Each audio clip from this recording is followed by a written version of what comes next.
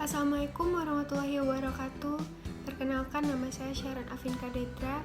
Di sini saya akan membawakan tugas ceramah yang berjudul Tawakal. Alhamdulillahirabbil alamin. Wassalatu wassalamu ala asyrofil anbiya'i wal mursalin wa ala alihi wa sahbihi rasulillahi ajmain. Amma ba'du. Pertama-tama, marilah kita panjatkan puji dan syukur kita terhadap kehadirat Allah Subhanahu wa Ta'ala, di mana kita masih diberikan kesehatan dan kesempatan untuk dapat mendengarkan dan menyampaikan ceramah ini. Baiklah, untuk tidak memperpanjang mukadimah lagi, saya akan langsung ke pokok bahasan kita tentang tawakal atau berserah diri kepada Allah Subhanahu wa Ta'ala. Sekilas pengetahuan tentang tawakal. Tawakal merupakan ajaran Islam yang sangat penting. Karenanya, tawakal sangat ditekankan di dalam Al-Quran.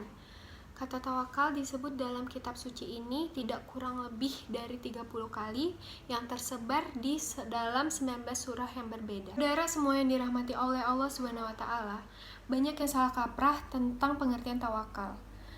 Banyak yang bilang tawakal itu hanya berserah diri kepada Allah saja. Dengan paham, apapun yang terjadi, apapun yang menimpa, itu semuanya diserahkan kepada Allah saja.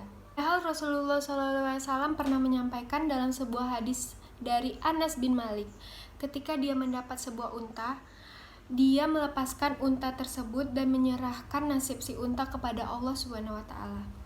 Rasul pun menegur orang itu, "Wahai fulan, bawalah kembali unta itu oleh kamu, dan ketika kamu ingin melepaskannya, ikatlah unta tersebut dengan kuat agar dia tidak lepas. Baru setelah itu diserahkan kepada Allah Subhanahu wa Ta'ala." Nah, inilah yang dinamakan tawakal. Artinya, kita berupaya dulu, berusaha dulu untuk mencapai keinginan, setelah itu baru serahkan diri kepada Allah.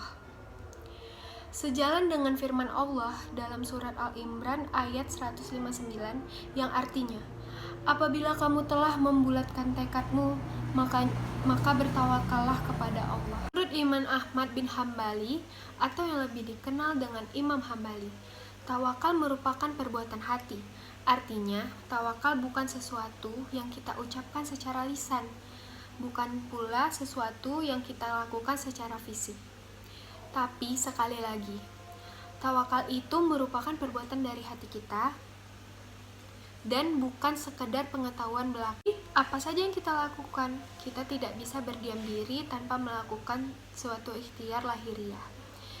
Nah, upaya, usaha, dan doa itu harus seiringan, maka terbentuklah sifat tawakal dari dalam diri kita.